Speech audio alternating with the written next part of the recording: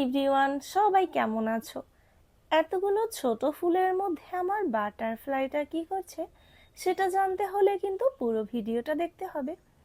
আর হ্যাঁ, তোমাদের কার কার গুড মর্নিংয়ে এরকম 1 কাপ দুধ চা খাওয়ার ব্যাড হ্যাবিট আছে জানিও তো। তো যাই হোক, কালকে তো রাধাষ্টমী ব্রত, আর এজন্য রান্না করছি আজকে সব নিরামিষ আইটেম। তো এজন্য ডালের বড়া এবং পনিরটাকে ভেজে নিয়েছি, আর এটা দিয়ে আমি একটা মুখরোচক তরকারি রান্না করব। তো এজন্য আলুটাকে হালকা ব্রাউন কালার করে ভেজে তাতে সামান্য আদা, জিরা বাটা, হলুদ, মরিচের গুঁড়ো, লবণ এবং টমেটো দিয়ে কষিয়ে নিয়েছি। এবার জল ফুটে উঠলে কেটে রাখা সিমগুলোকে দিয়ে দিয়েছি। এরপরে অ্যাড করে দিচ্ছি ডালের বড়া এবং ভেজে রাখা পনিরগুলোকে। এবার এটাকে প্রপারলি কুক করে নিতে হবে। আর হ্যাঁ, তরকারিটা হয়ে গেলে নামানোর 5 মিনিট আগে এটাতে আমি অ্যাড করে দিয়েছি গরম মশলার গুঁড়ো এবং ভাজা ধনিয়া জিরা বাটার একটা মিশ্রণ।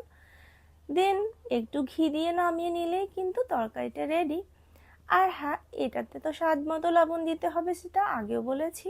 তবে স্বাদের জন্য 1 চিমটি চিনিও দেওয়া যেতে পারে, এতে করে স্বাদটা কিন্তু পারফেক্ট হয়। আর আমার কাছে এভাবে রান্না করে খেতেই অনেক বেশি মজা লাগে।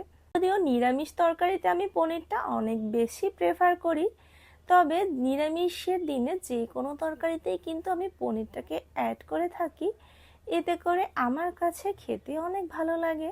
নিরামিষে মুগ ডাল তো মাস্ট নিডেড, এজন্য মুগ ডালটাকেও রান্না করে নিয়েছি মিষ্টি কুমড়া দিয়ে।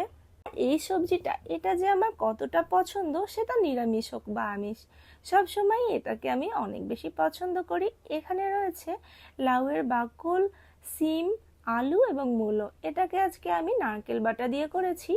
যদি আমিষ হয় তবে ইলিশ মাছের মাথা বা ডিম দিয়ে এবং চিংড়ি মাছ দিয়েও মাঝে মাঝে করে থাকি। বাঁধাকপিটাতে দিয়ে দিয়েছি কিছুটা ভেজে রাখা বাদাম। এটা দিলে এই নিরামিষ বাঁধাকপি সবজিটা খেতেও অনেক বেশি টেস্ট হয়। আর এটাতে ঘি তো মাস্ট নিডেড। তাছাড়া আরও বিভিন্ন টাইপের মশলা আছে যেগুলো দিলে এই সবজিটা খেতে অনেক বেশি ভালো লাগে। এবার ভাবছো তো নিরামিষের দিনে আমিষ কেন? আসলে আমাদের বাসায় আমি এবং আমার শাশুড়ি মা কালকে রাধাষ্টমী ব্রত করব, এজন্য আমরা দুজনেই নিরামিষ খাবো। বাকিরা তো আর নিরামিষ খাবে না। তো তাদের জন্য রান্না করছি ইলিশ মাছ, আর আজকে ইলিশ মাছটা রান্না করছি শাপলা দিয়ে। এটা আমার শ্বশুর মশার অনেক বেশি পছন্দ। তো এই তো রান্না বান্না হলো, খাওয়া দাওয়া হলো। এরপর বেলা 3টার দিকে সিন্ধুমণিকে নিয়ে চলে গেছিলাম শিল্পকলার উদ্দেশ্যে। আর সিন্ধুমণি তো রিকশায় উঠেই ঘুমিয়ে পড়েছে, আর আমি ভিডিওটা অন